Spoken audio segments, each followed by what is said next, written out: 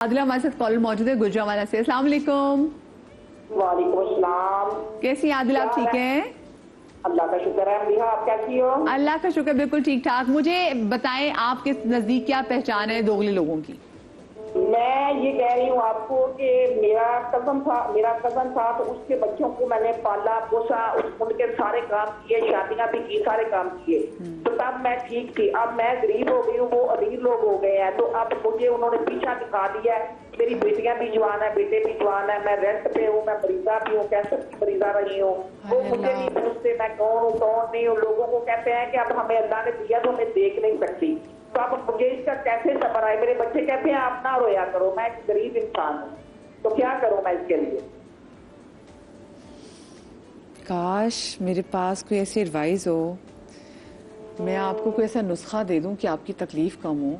लेकिन ये वाकई मैं अक्सर आप जब लोगों से बहुत ज़्यादा मोहब्बत करते हैं और वो आपकी मोहब्बत पे जब शक करते हैं तो इंसान को बड़ी तकलीफ होती है। और मेरे ख्याल से हम जब किसी के लिए बहुत ज़्यादा कर रहे होते हैं, जैसे उन्होंने कहा कि उन्होंने अपने कज़न के बच्चे पाले, तो हम एक तरीके से उनसे ये एक्सपेक्टेशन भी लगाए होते हैं क्योंकि हम अपने बन के उनके लिए काम करें। तो आपको लग रहा था कि कल कला ये भी हमारे अपने हैं, तो हम आज हम इनके साथ खड़े, कल हमारे साथ खड़े होंगे। लेकिन लोग नहीं खड़े होते हैं क्योंकि दुनिया बहुत वफाद परस्ती पर चली गई है, लोग अपने मतलब को देख रहे होते हैं। तो आई थिंक इनको तो यही हम कह सकते हैं कि आप इस बात को अगर पकड़ लेना कि उम्मीद बस अल्लाह से रखें और किसी से ना रखें। हाय, चलिए थोड़ा मजीद से बात भी करेंगे, मुझे छोटी सी ब्रेक लेनी है यहाँ पे।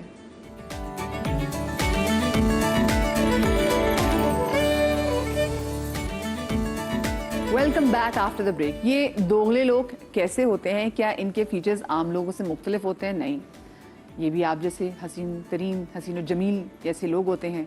इनकी बातें तो इनसे भी ज़्यादा मीठी होती हैं, इनसे भी ज़्यादा खूबसूरत होती हैं, लेकिन हमने इन बातों में नहीं आना। और देखिए, हम जैसे ब्रेक पर जाने से पहले बात भी कर रहे थे ना, क्योंकि रात चलता अगर हमारे साथ कोई बुरा कर देना तो हमें वक्ती तौर पर गुस्सा आएगा, लेकिन हमारा अपना कोई दोस्त, अपना कोई फैमिली मेम्बर आपके साथ ऐसा कुछ करे, आपके साथ मुनाफकत करे, आपके साथ दोगलापन करे, तो उसको माफ़ करना और उससे हील होना, मतलब सिर्फ आपने माफ़ नहीं करना, आप उससे गुजरे नहीं है, आपको टाइम लगता है उसे हील होने में जो आपके साथ हुआ है।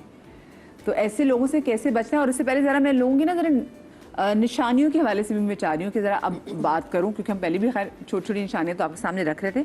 हमारे से जनाब बिस्मिल्लाह परवेज़ मौजूद है, जो कि हिप्नोसिस ट्रेनर हैं, क्लिनिकल साइकोलॉजिस्ट भी, और साथ में हमारे साथ उज़ैर औसाफ हैं जो कि कॉर्पोरेट ट्रेनर है। क्योंकि देखिए, हमारे ऑफिस में भी हम जहाँ काम करते हैं आसपास बड़े दोगले लोग होते हैं, नौकरी तक हमारी खा जाते हैं और फिर डिकार भी नहीं लेते। तो ऐसे लोगों से भी कैसे बचना है, ये बड़ा इंपॉर्टेंट है। और अपनी बाउंड्री सेट करना कि दोगलेपन अपना कोई काम ना दिखा जाए, तो हम इस पे काम करें। आप दोनों को जनाब मैं शो में वेलकम कहती हूँ। बिस्मिल्लाह, सबसे पहले बताएं जी, इनकी निशानियाँ कैसी होती है? इनके फीचर्स डिफरेंट होते हैं क्या? इनको हम देख के शक्ल से बता सकते हैं कि दोगले हैं, या इनकी करतूतें डिफरेंट होती हैं? अच्छा, दोगला इंसान भी इंसान है हमारी तरह ही।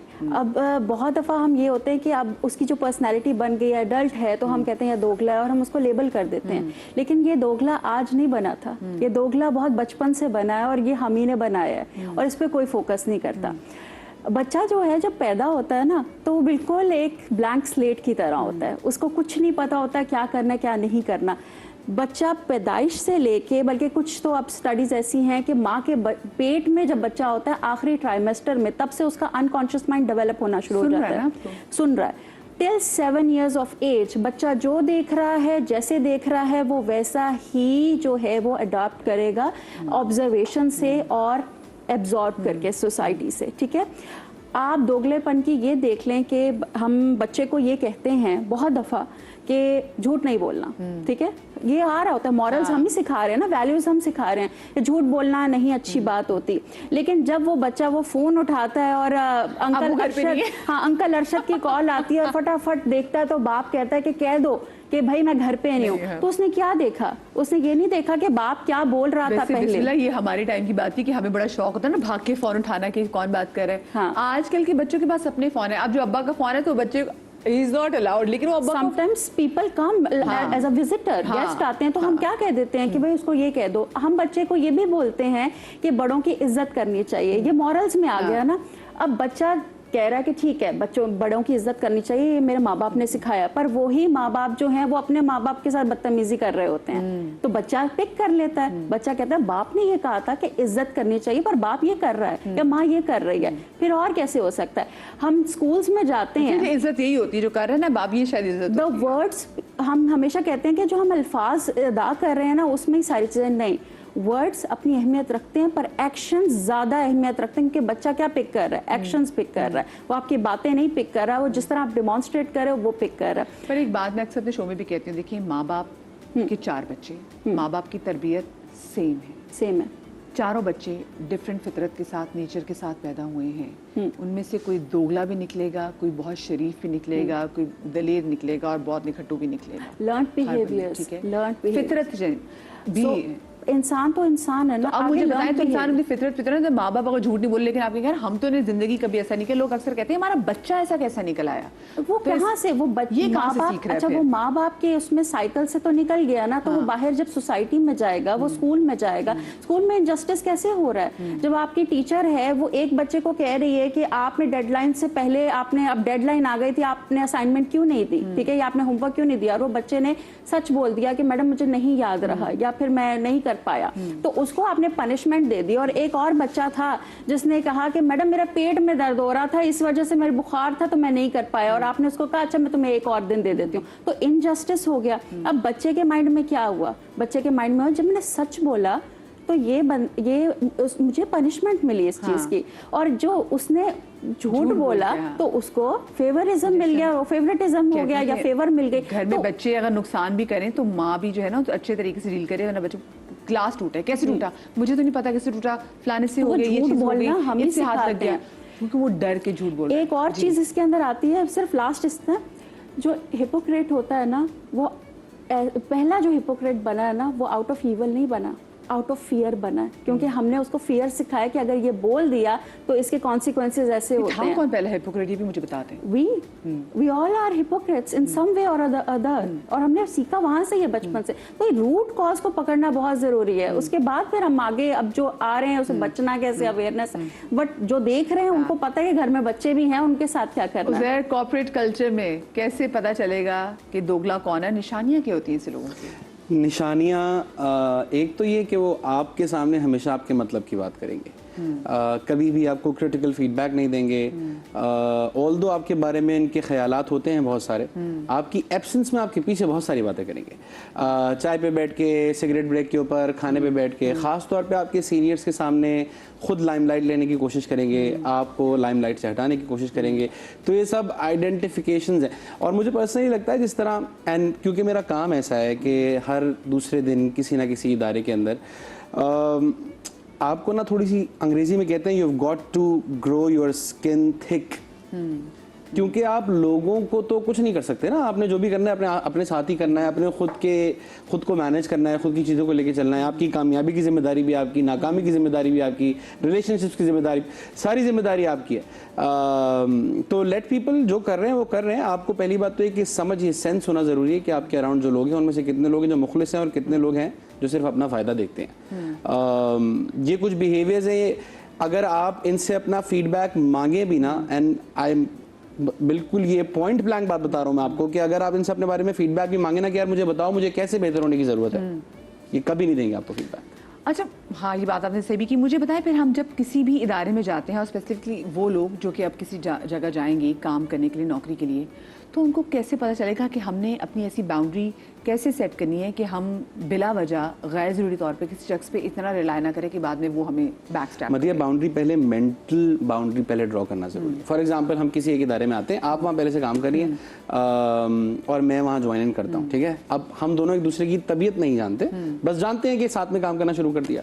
मैं एक हिपोक्रेसी या फिर हिपोक्रेट किस्म का इंसान हूँ, और मुझे पता है कि किस तरह से मनूवर अराउंड करना है, किस तरह से लोगों के इमोशन से प्ले अराउंड करना है, किसका क्या वीक पॉइंट है ये मैं समझने की कोशिश में लगा हुआ हूँ, और किसका कौन सा बटन प्रेस करूंगा तो मेरा काम ऐसे हो जाएगा, ठीक है।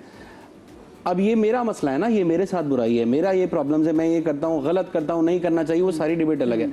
आपको अपने आप को डिफेंड करने के लिए ज़रूरी है कि पहले आप ये सेंस और ये निगाह बिल्ड कर लें कि सेंस दी एनर्जी, अंग्रेजी एक बड़ी मशहूर कहावत है कि आपकी एनर्जी ना आपका तारुफ आपसे पहले करा देती है। बिल्कुल, the moment you enter the room आपका और आ जाता है। अंग्रेजी में एक और बात कहते हैं, learn to read the room. ये अंग्रेज कितने देखे समझदार है, हम हर बात नहीं उन्होंने हमसे ही लिया, उन्होंने हमसे ही लिया। ये बात उर्दू में भी है, फारसी में भी है, अरबी में भी है। Exactly. लेकिन हम पढ़ते हैं आजकल सिर्फ अंग्रेजी। हम अंग्रेजी पढ़ते हैं, तो वो तमाम बातें निकली हमारे पास से ही है। बट अंडरस्टैंड दिस कि ये जितने भी सारे फलसफी और सारी ये दुनिया का तजर्बा तज्जिया रख के गए ना, तो आई थिंक लोगों को, जिस तरह मैं अभी थोड़े दिन पहले एक किताब पढ़ा था फ्लाइट पे, उस किताब का नाम है 48 laws of power, Robert Greene की लिखी हुई किताब है, और उसमें 48 वो तरीके हैं जिससे आप लोगों के अंदर पावर गेन कर सकते हैं। ठीक है, तो फॉर एग्जाम्पल आप कभी जाएं इदारों में, लोगों से मिलें और लोग आपको शिकायत करते हुए मिलेंगे कि मेरे जो सीनियर है मुझे कभी कोई क्रेडिट नहीं देते, हमारे लाइमलाइट ले जाते हैं, अच्छा काम करा तो इन्होंने किया, बुरा काम किया तो हमने किया। तो मैं जब लोगों से मिलता हूं तो मैं उनको ये बोलता हूं, समझो इस बात को कि अगर तुम किसी नए इदारे में जा रहे हो, किसी भी नई जगह जा रहे हो, तो वहां जो लोग पुराने बैठे हुए ना, उनको तुमसे डर लग रहा है, तो खुशी मनाओ इस बात की कि यार डर रहा है तुमसे, तुम्हें तो पावरफुल महसूस होना। और इस खुशी के अंदर नेवर एवर, सो उस किताब का एक रूल है जो चिपक गया मेरे साथ, वो रूल कहता है that always acknowledge the master. अगर आप अपने से बड़े को एक्नॉलेज करते रहेंगे ना, और देखो अग्रीमेंट में और एक्नॉलेज में फर्क होता है। अग्रीमेंट इज जी सर आप सही कह रहे हैं, एक्नॉलेजमेंट इज सर मैं बिल्कुल समझ गया आपकी बात, फर्क है दोनों। जब तक आप अपने बड़े को एक्नॉलेज करते रहेंगे ना, आपका मास्टर आपके लिए रास्ते खुद बनाता रहेगा। जिस दिन आप दीवार बन के खड़े हो जाएंगे ना, नहीं सर आप ये कैसी बात कर सकते हैं, उस दिन वो आपके लिए सारे रास्ते बंद कर देगा। और समझें इस बात को कि हम रिलेशनशिप ड्रिवन दुनिया के अंदर रहते हैं। This is a relationship economy. इस दुनिया के अंदर आपको प्रोग्रेस करनी है, सैडली व्हाटएवर, आपको लोगों के साथ रिलेशनशिप्स बनाने पड़ेंगे। आप कितने ही कॉम्पिटेंट क्यों ना हो जाएं, रिलेशनशिप्स के बगैर आप दुनिया में प्रोग्रेस नहीं कर सकते। जिसको मैं एक तरीके से नेटवर्किंग भी कहते हैं कि अगर आपको आगे तरक्की करनी है, प्रोग्रेस करना है, तो जरूरी है कि आप अच्छी नेटवर्किंग करें। लेकिन उसमें जो लोग हैं ना, फिर वो सोशल क्लाइंबर्स भी बन जाते हैं नेटवर्किंग के चक्कर में, और फिर उनको ये होता है, उनको पता हर चीज वक्ती तौर पे। लेकिन अगर देखो मदिया उसके अंदर टैलेंट की कमी है ना, तो सोशल क्लाइंब करके एक सर्टेन पॉइंट तक पहुंचेगा, बट गिर जाएगा। इसीलिए बैलेंस होना जरूरी है। So you have to have that meat inside of you, साथ साथ द रिलेशनशिप। सही। अच्छा, कॉलर हमारे साथ मौजूद हैं, हाँ, कराची से याया साहब। अस्सलाम वालेकुम जी। मैं भी आसमा जी, कैसी हैं? अल्लाह का शुक्र, बिल्कुल ठीक। आप ठीक ठाक हैं? अल्लाह तमाम मेहमानों को सलाम हो, माशाल्लाह बड़े अच्छे मौजूद ले आती है, इना को स्पेशली सलाम हो मेरा। मैं देखिए, मेरे को कहते हैं ना कि जब भी चाहे एक नई सूरत बना देते हैं लोग, एक चेहरे पे कई चेहरे सजा देते हैं। तो बात ये है कि अक्सर बात ये होती है कि आपको अंडरस्टैंडिंग किस हद तक होती है कि ये आपसे दोगलापन कर रहा है या ये मुनाफिक है।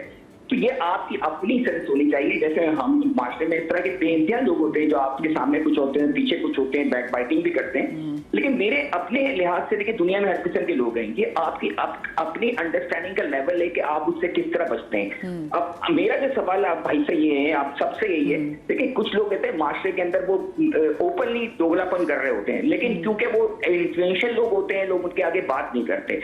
तो उन लोगों की जो मोनोपोली तोड़ने के लिए हम एज ए माशरा हमें क्या करना चाहिए? सही, ठीक है, बहुत अच्छी बात की। अच्छा, अब जैसे आपने बात की ना कि हम भी पहचान देते हैं, लेकिन हर बंदे की जो एंटीनाज है ना, वो इतने स्ट्रांग नहीं होते। ये आपको with the passage of time आपके एंटीनाज जो इतने स्ट्रांग हो जाते हैं कि आपको पता चल जाता है कि जो ये बंदा एंटर हुआ है वो थोड़ा सा तेज था। अच्छा, जैसे उन्होंने बात की जैद ने कि जो लोग होते हैं ये बड़े मैनिपुलेटर भी होते हैं, ये आपसे आपकी सब चीज़ें निकलवा भी लेते हैं और उसके बाद उनको पता चल जाता है कि आपकी वीकनेसेस क्या हैं। तो ये मुझे बता